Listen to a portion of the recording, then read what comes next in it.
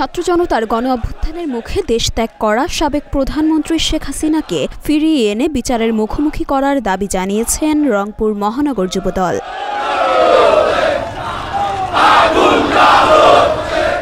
বুধবার বিগত সরকারের শাসনামলের সকল গণহত্যায় জড়িত হুকুমদাতা, খুনি ও সন্ত্রাসীদের দৃষ্টান্তমূলক বিচারের দাবিতে বিক্ষোভ মিছিল ও সমাবেশ করেছে রংপুর মহানগর যুবদল।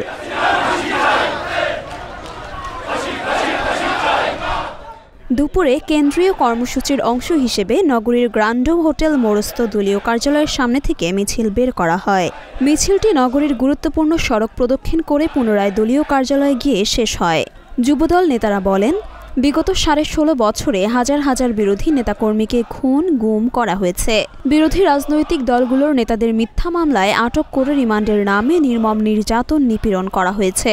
আওয়ামী লীগ একদলীয় শাসন ব্যবস্থা কায়েম করে গত 16.5 বছরে খুন, গুম, হত্যা, ধর্ষণ, লুটপাট, অনিয়ম, দুর্নীতি, স্বজনপ্রীতি করে দেশকে ধ্বংসের মুখে ঠেলে দিয়েছে।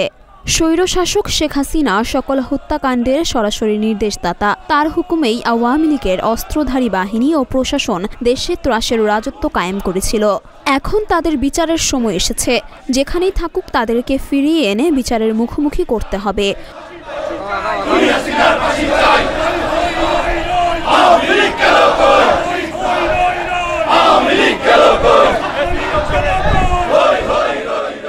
অন্যথায় বিগত 16.5 বছরে সংগঠিত গণহত্যার ইতিহাস ধামাচাপা পড়ে যাবে।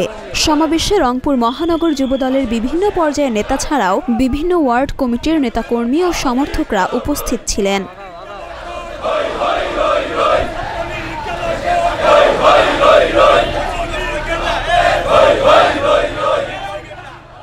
মরিয়ম মিম, ঢাকা পোস্ট।